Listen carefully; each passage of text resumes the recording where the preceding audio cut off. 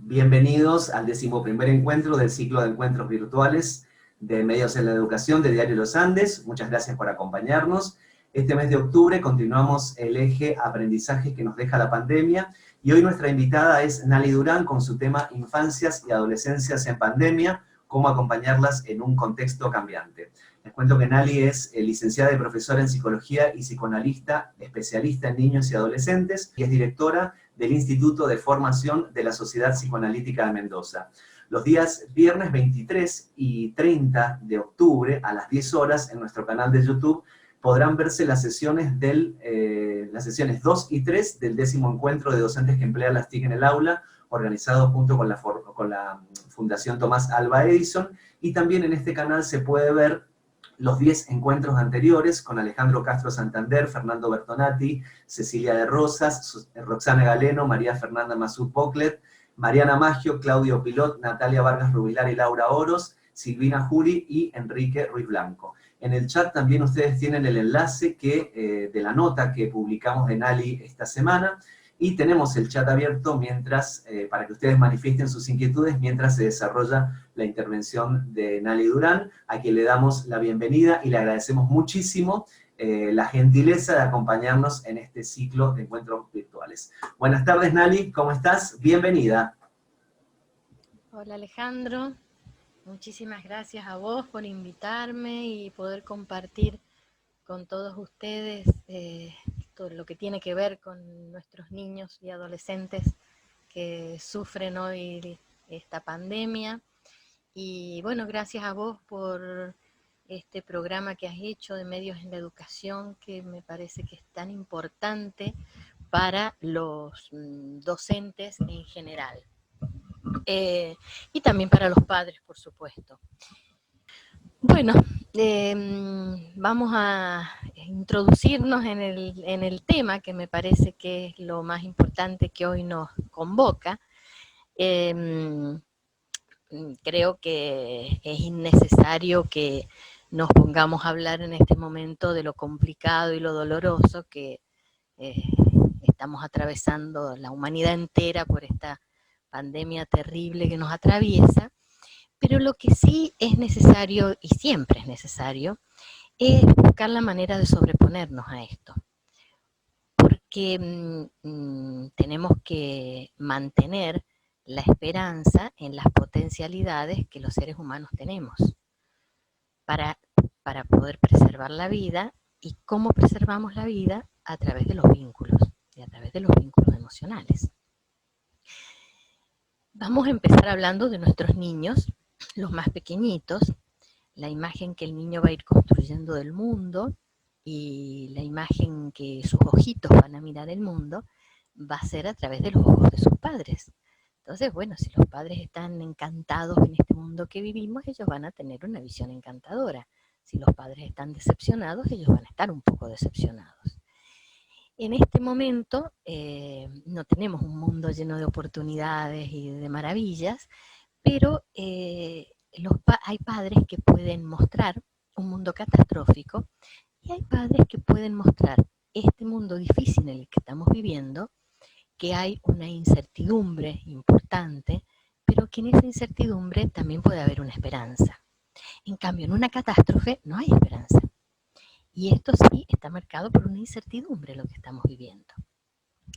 Tampoco es posible pedirle a los padres que sean superhéroes y que muestren un mundo que no existe, como en la película de La vida es bella, ustedes se acuerdan, ¿no?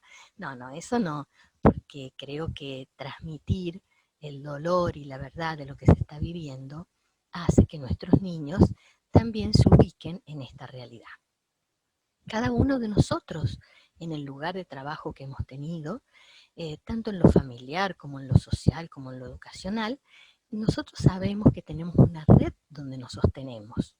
Y esta red, perdón, en las épocas que corren, es una red que se ha roto, porque entre el docente y el alumno, entre el docente y el padre a veces, entre nosotros y nuestros pacientes, a veces esa red se ha agujereado. Y para que no perdamos el vínculo a través del agujero de la red, por mencionarlo así como de una manera representativa, la hemos tenido que reajustar, rearmarla, remendarla, para poder seguir, para que esta red siga siendo funcional, ¿cierto? ¿Cuál es el alcance de esta red? Esta red en los niños es como si fuera una placenta, como si fuera algo que los contiene. Entonces, como padres, como docentes, como educadores, como lo que sea que estemos en este momento viviendo, necesitamos mantener esta red. Ahora estamos llevando más de 7 meses de aislamiento y distanciamiento social preventivo, obligatorio y todo lo que sabemos, ¿no? Pero en realidad no es un aislamiento social en el que estamos, es un aislamiento físico, porque lo social lo hemos mantenido. Lo hemos mantenido casualmente a través de las redes. A través de estas redes virtuales que tenemos, las hemos mantenido con las personas que hemos querido. No es social porque nos hemos seguido viendo, hasta nos hemos seguido festejando cumpleaños virtualmente, y eso ha significado que nos hemos sostenido entre todos nosotros. Es cierto que algunas personas, algunos niños, toleran más el aislamiento que otras. Vamos a comenzar por nuestros pequeñitos que han quedado más protegidos, porque han quedado dentro de la casa, han quedado dentro del hogar, han quedado con el papá y la mamá, en el mejor de los casos, por supuesto, quienes los han ayudado en las tareas escolares, y los docentes se han dedicado realmente con una vocación, y algunos han puesto alma y vida para que estos niños sigan en contacto con el aprendizaje. Y los progenitores han tratado de ayudar lo que más han podido. Algunos han podido más, otros menos. Las quejas de los padres yo sé que son constantes y que ustedes como docentes las sostienen a estas quejas. A veces responden, a veces no. También hay que tolerar cuando hay 4 o 5 niños de primer grado, segundo, quinto, sexto. Y hay que estar con las tareas de todo, y los padres tienen que saber ciencias, tienen que saber matemáticas, tienen que saber lengua, y bueno, y a veces no dan abasto. Otros no han tenido la tecnología necesaria, y esto ha sido muy triste, donde se han tenido que manejar con un celular en donde a veces han tenido que comprar datos para poder mantener una clase. Entonces los docentes, además de enseñar, han tenido que hacer algo muy importante, que es sostener esta red de la que hablábamos con comprensión y con contención. A veces han tenido que contener a los padres, como si fueran profesionales de la salud casi, ¿no? Porque los han tenido que comprender y contener a madres desesperadas que no han sabido qué hacer. Los más complicados, me parece, que han sido los de primer grado. ¿Por qué? Porque para que un niño aprenda a leer y escribir, la verdad es que hace falta un especialista, hace falta un docente de escuela primaria, porque es muy complicado enseñarle a un niño que aprenda a leer y a escribir. La alfabetización es muy compleja. Entonces yo creo que estos han sido los padres más exigidos. El resto de los grados, bueno, a veces hacen la tarea de mala gana, a veces de buena gana, pero se han ido sosteniendo según las condiciones de virtualidad que han tenido. Algunos se han independizado, y esto ha estado muy bueno, que la pandemia los haya independizado, porque han empezado a hacer cosas solos, y eso se han sentido más valorados. Quizás los más grandecitos, ¿no? Quizás los más grandecitos lo han podido hacer. Los del preescolar, que por ahí no los tenemos muy en cuenta, pero los del preescolar, los chiquititos de jardín de infante, las exigencias para los padres han sido muchas, porque las docentes de preescolar hacen maravillas con un cartón, con un plástico, con una goma eva, con una plastilina, hacen maravillas. Y los padres no siempre pueden hacer esas maravillas que necesitan los nenes del jardín. Entonces ha sido mucha exigencia para los padres del preescolar también. Con todo esto, ¿qué quiero decir? Que hay que valorar lo que han hecho los padres, y también hay que valorar muchísimo lo que han hecho los docentes. ¿Por qué empecé yo hablando de vínculos? ¿Y por qué empecé yo hablando de redes? Porque lo más importante es mantener los vínculos emocionales con las personas que nos rodean. Hay niños que están muy contentos de este aislamiento? Porque se han encontrado con su papá y su mamá y con sus hermanitos y han estado más tiempo con ellos y los han conocido más, aunque a ustedes les parezca mentira, no conocían tanto a los padres como ahora que conviven con ellos. Y los padres también los han descubierto, para bien y para mal los han descubierto. Han descubierto los hijos que tienen.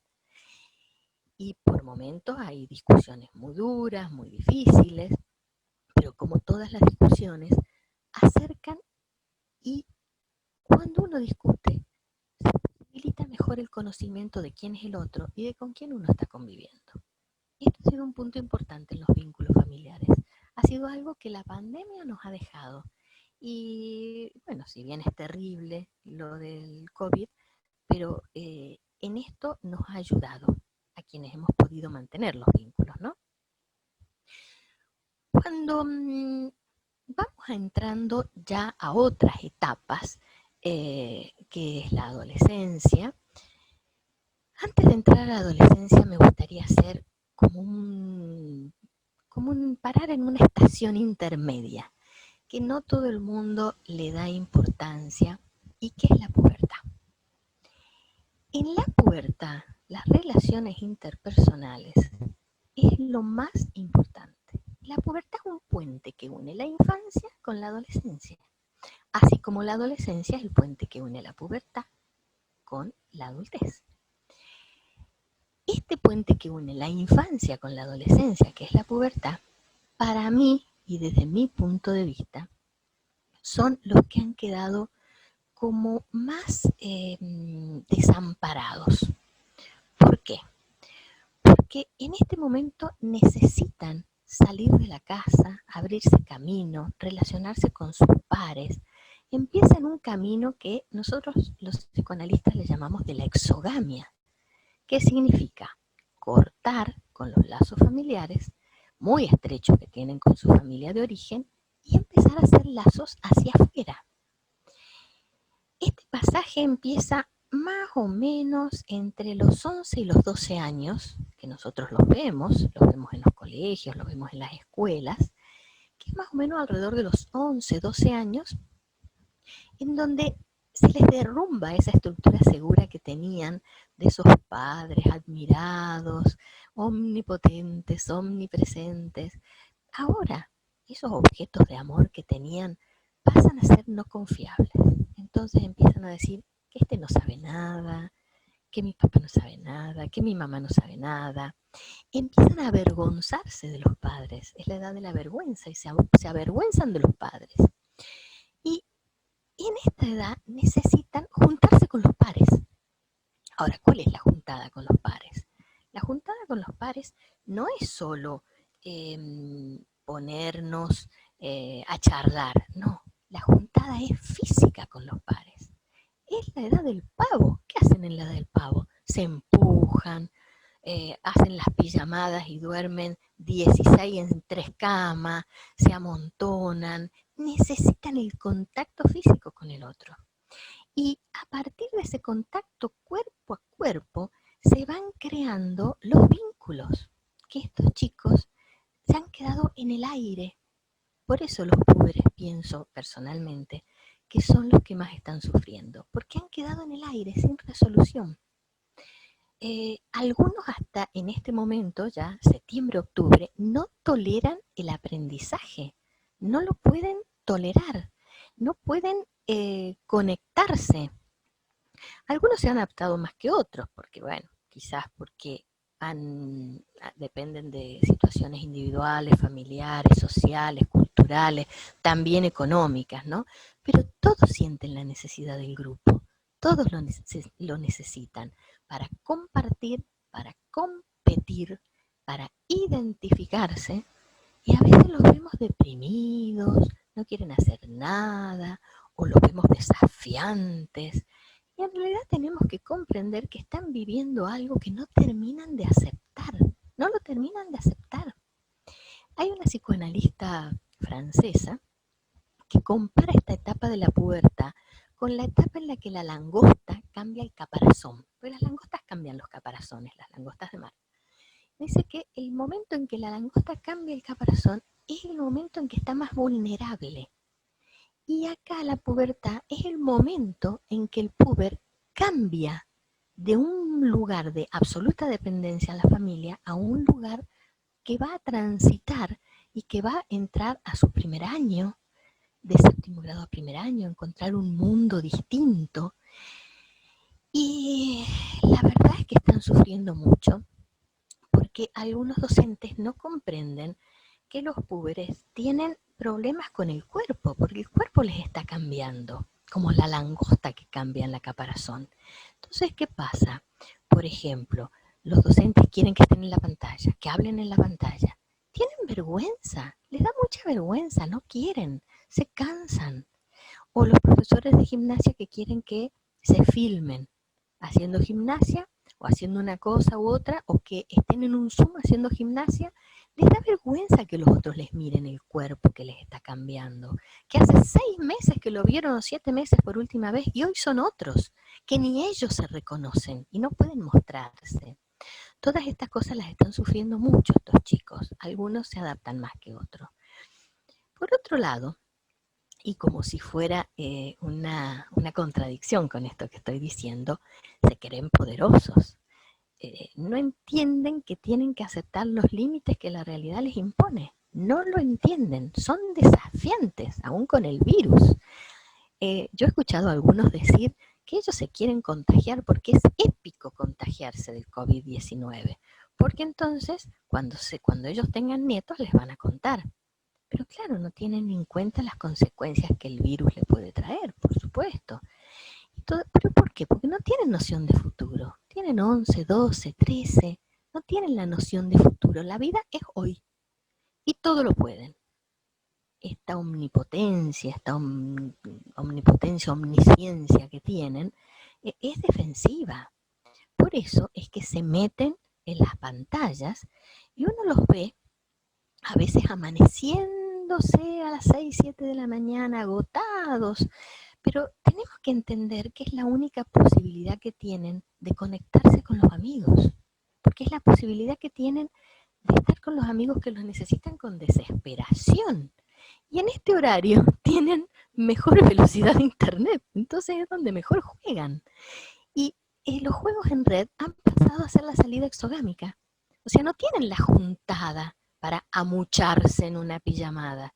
Tienen la salida exogámica con el Fortnite, el Minecraft y ahora con este nuevo que creo que es el Among Us, algo así que se llama, todavía no lo he investigado mucho, pero parece que está haciendo furor.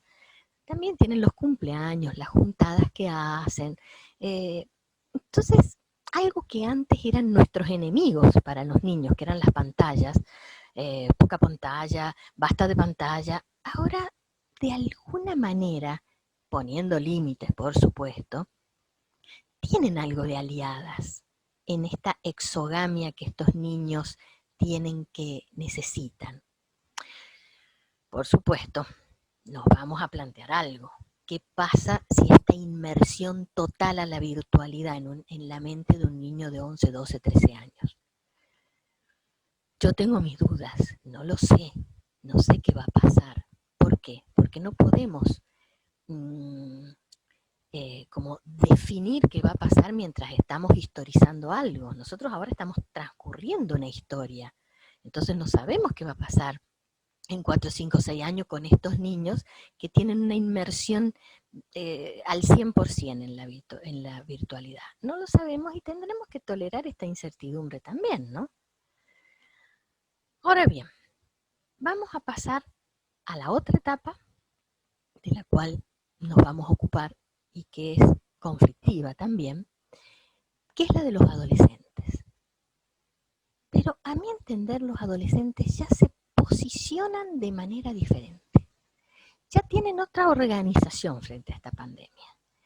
Ya, como dicen ellos, la cancherean con las clases, con los profesores, ya más o menos le van tomando la mano a las clases virtuales, a cuando apagan la cámara, a cuando apagan el audio, a cuando hacen las tareas en grupo, a cuando ya empiezan a tener también la noviecita virtual.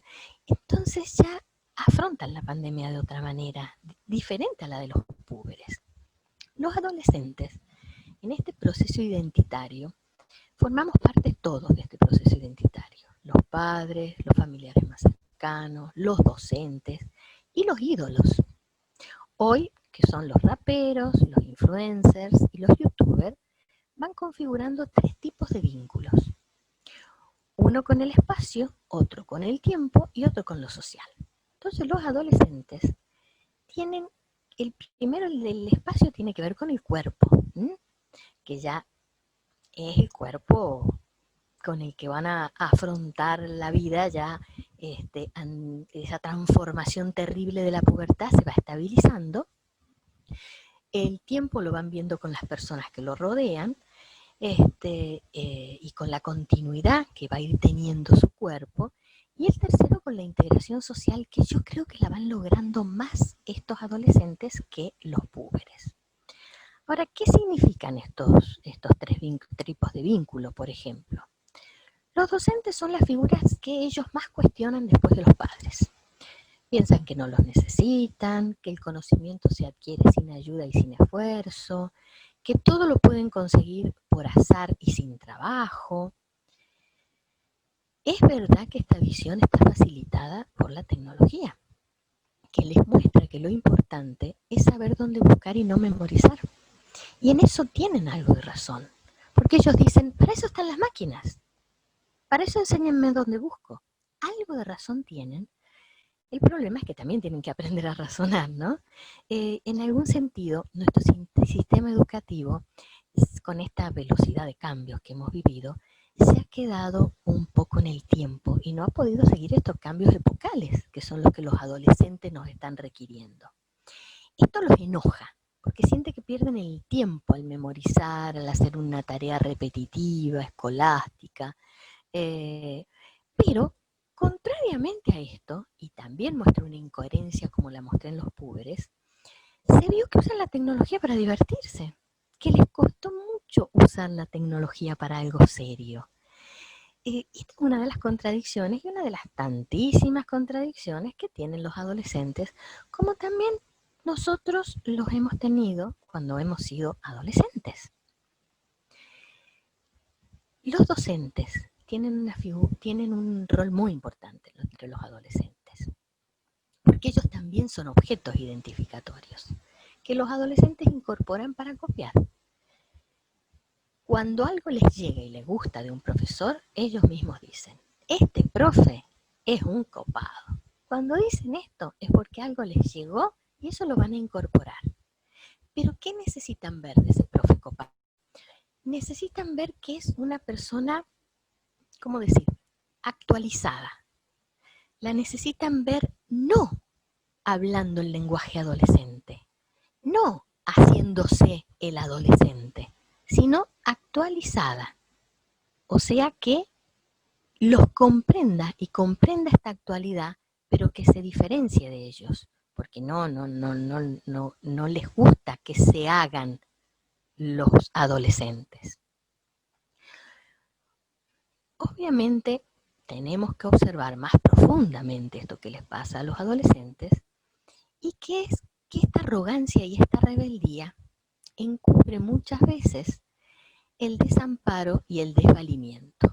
¿Por qué? Porque ellos se dan cuenta que pueden quedar desprotegidos.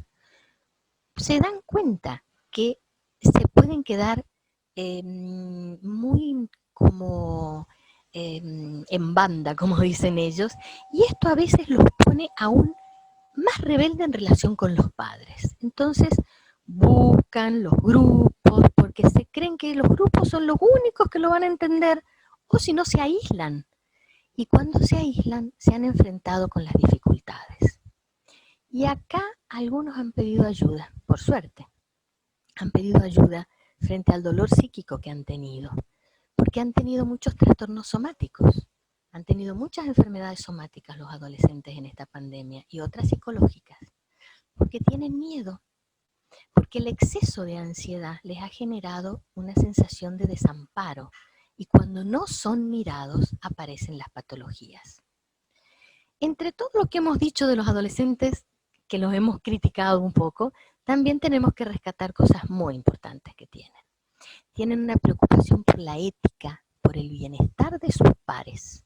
Son capaces de transgredir las normas de una cuarentena para ir a ayudar a un amigo. Buscan amar, buscan ser amados, quieren cerrarle las puertas a los adultos en la búsqueda de su propia identidad. Y esta rebeldía también tiene que ver con la creatividad, porque la rebeldía lleva a ideas nuevas y a cosas nuevas. Y los adultos, finalmente, para ir terminando, para después poder conversar con ustedes, los adultos que hemos tenido que superar, dejar nuestras zonas de confort, hemos tenido que superar tantas cosas que nos ha impulsado y empujado la pandemia, ¿cómo no vamos a comprender este dolor y este vacío y este sufrimiento que los niños, los pobres y los adolescentes están atravesando? Esto se llama empatía. ¿Vieron eso que se habla, que la empatía, que no la empatía, que sí la empatía? Esto es empatía. Poder ponerse en el lugar del otro. Poder ponerse en el lugar del otro, entenderlo. Y poder diferenciar y ayudarlo, transformando las ansiedades. Que no sean una aniquilación catastrófica las ansiedades, sino poder lograr, como dije al comienzo, que esta incertidumbre nos muestre la faz también de la esperanza. Y que el dolor pueda ir transformándose.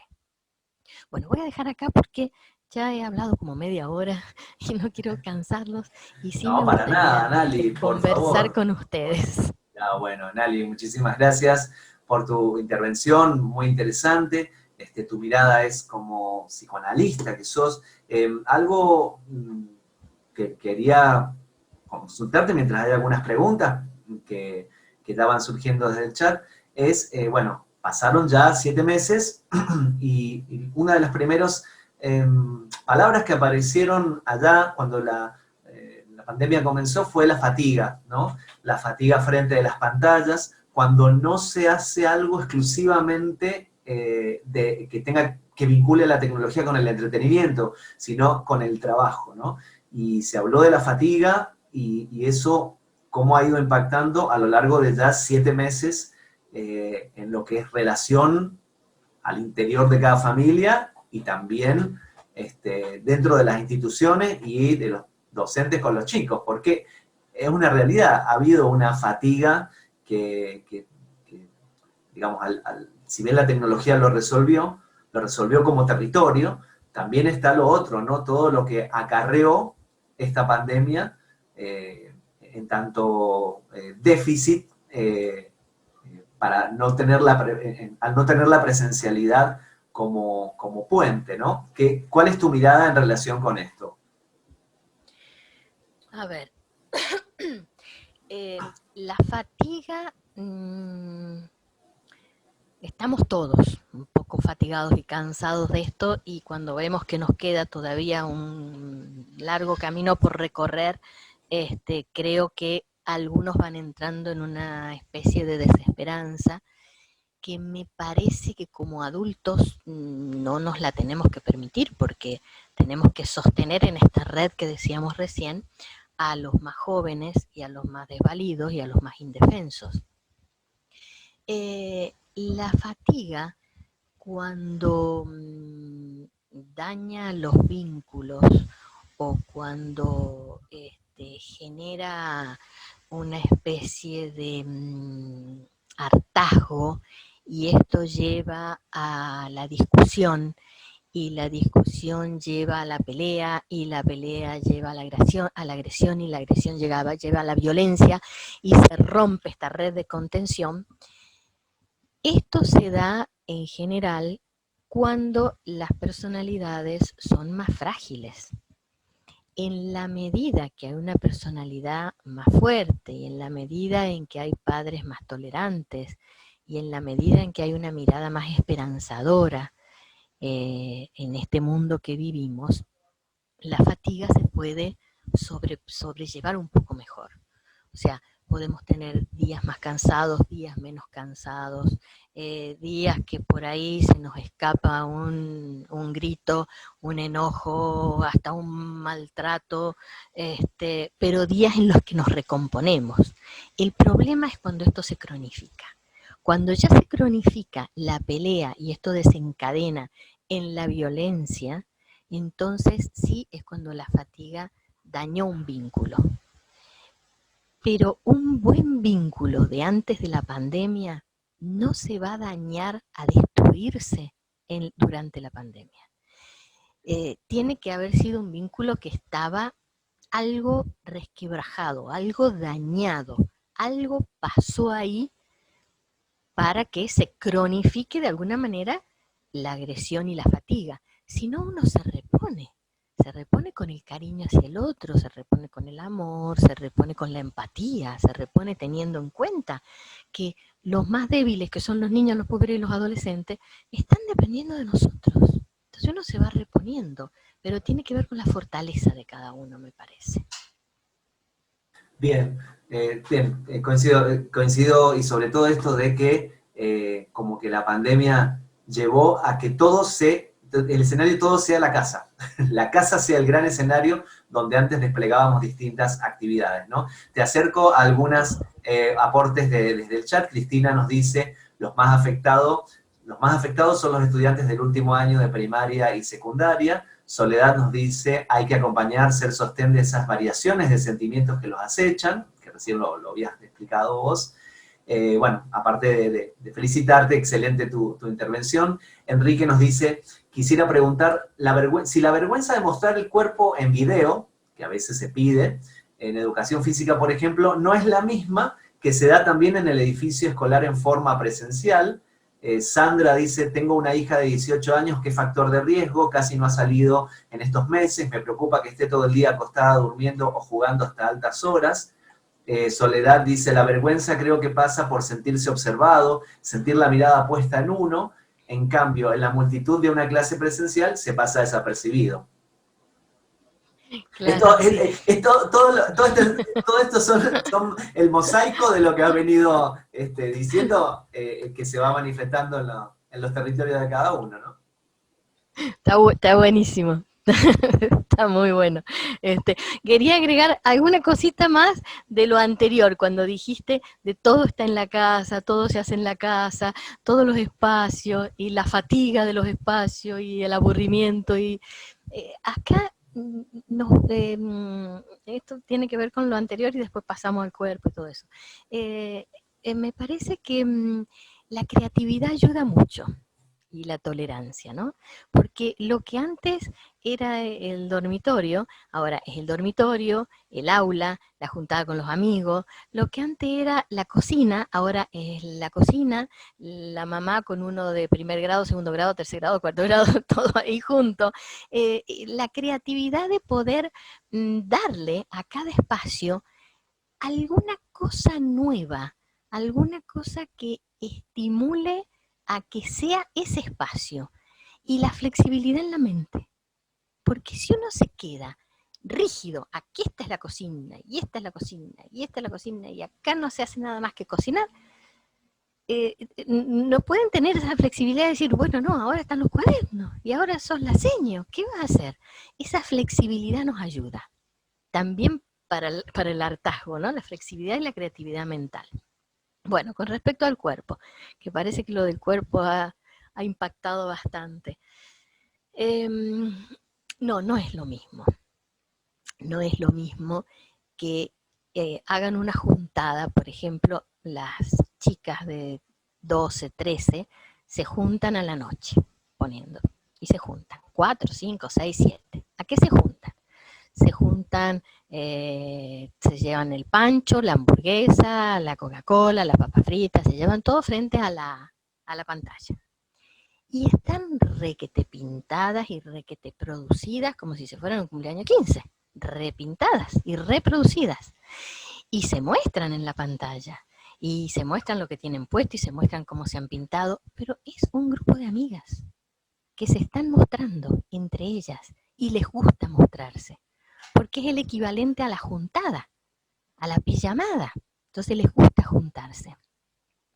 Otra cosa es un primer año donde se estuvieron 2 semanas con los compañeros y tienen que hacer una clase de gimnasia en un Zoom en donde no conocen quiénes son los otros 25 y tienen que saltar, hacer abdominales, correr, ir y venir, y les da vergüenza, por más que estén en un cuadradito así chiquito.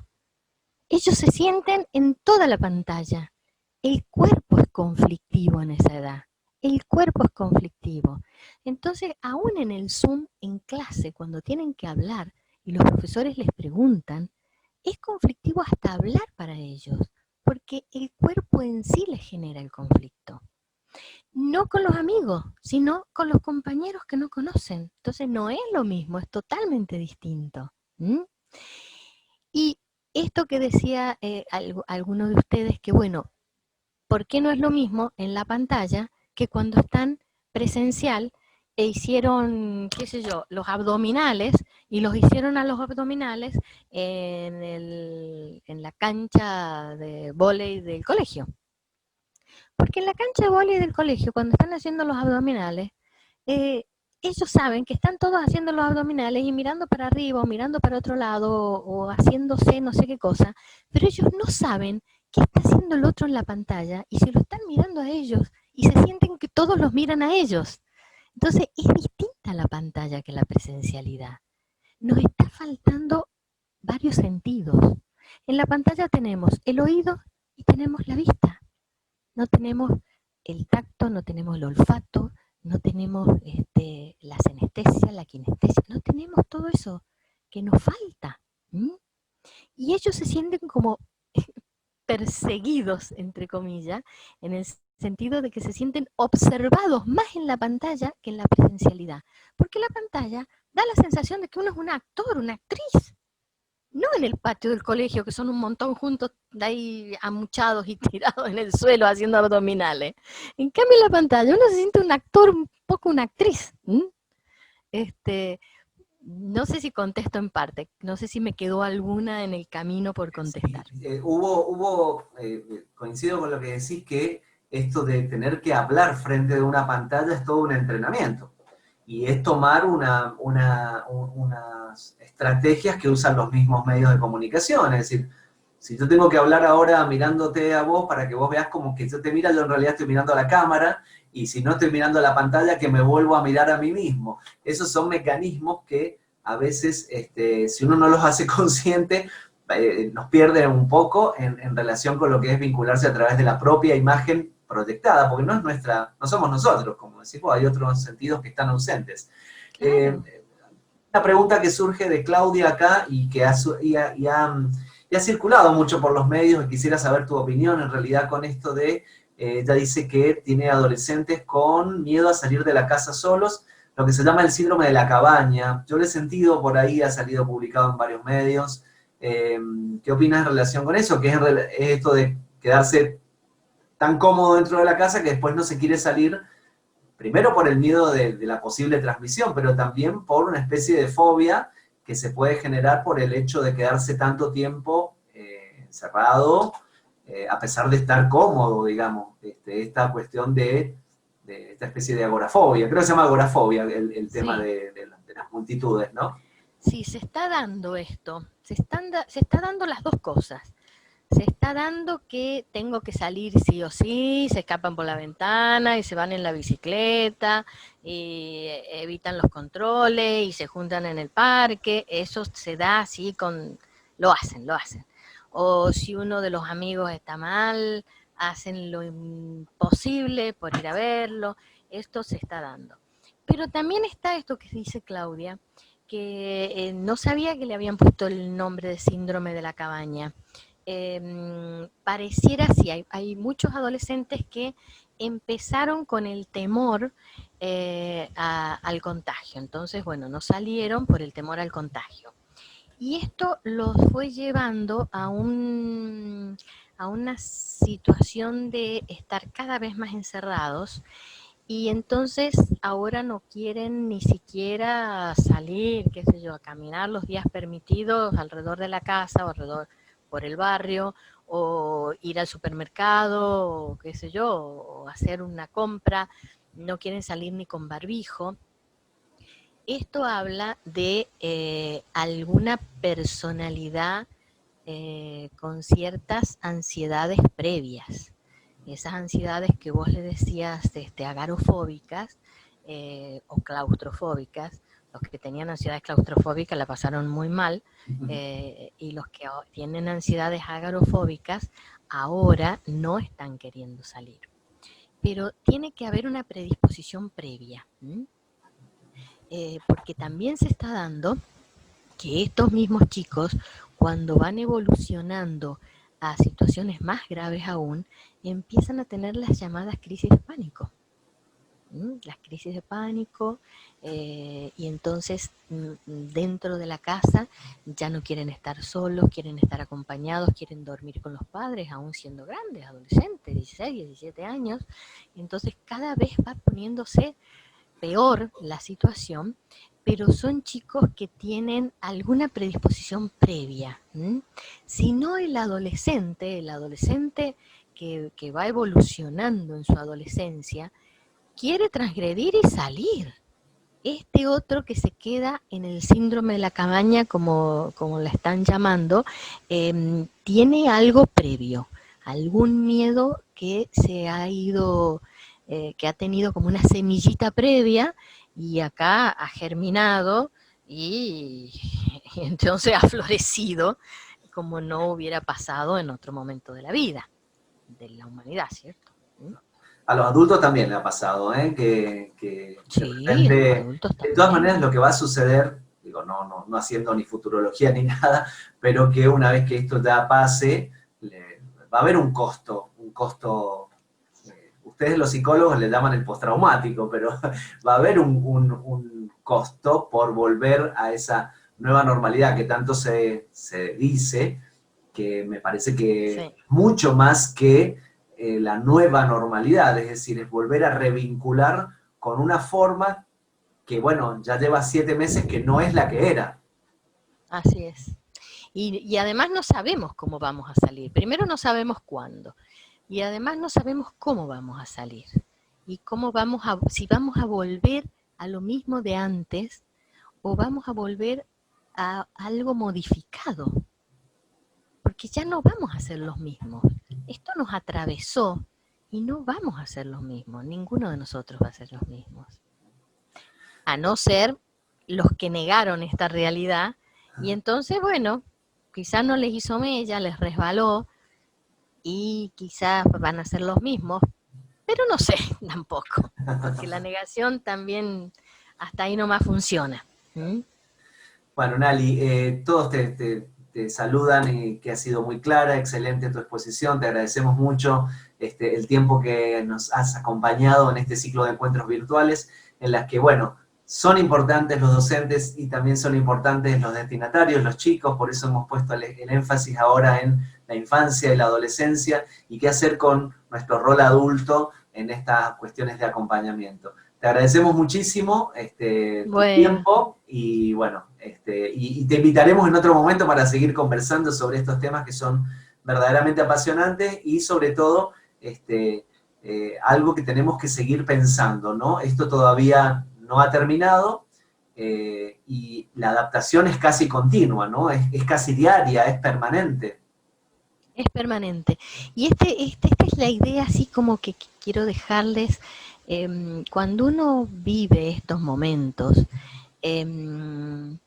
hay una diferencia fundamental en vivirlos como una catástrofe, y entonces transmitimos lo catastrófico, y entonces todo es terrible, o vivirlo como una incertidumbre. Y como dije varias veces, en la incertidumbre puede estar inserta la esperanza, porque es incertidumbre. La catástrofe no tiene esperanza, en cambio la incertidumbre sí. Y creo que esto hay que transitarlo con la tolerancia a la incertidumbre. No nos queda otra posibilidad. Sí, hay que habilitarlo, digamos. No es sencillo decirlo, pero es que habilitando la incertidumbre posiblemente se Adentro nuestro. encuentre, claro, se encuentre los recursos, la fortaleza a la que haces Adentro nuestro, sí. referencia. Bueno, muchísimas gracias, Nali, muchísimas gracias No, realmente por tu tiempo. Gracias a todos ustedes y bueno, nos veremos en el próximo encuentro. Esto ya va a estar subido lunes o martes ya en nuestro canal de YouTube para que ustedes lo puedan volver a ver y poderlo compartir también debido a lo valioso que nos ha aportado hoy Nali. Muchísimas gracias, nos estamos viendo. Muchísimas gracias a ustedes, muchas gracias a todos. Muchísimas gracias, Alejandro, por la invitación. Muchas gracias. Por favor, muchas gracias y nos estamos viendo. Hasta luego.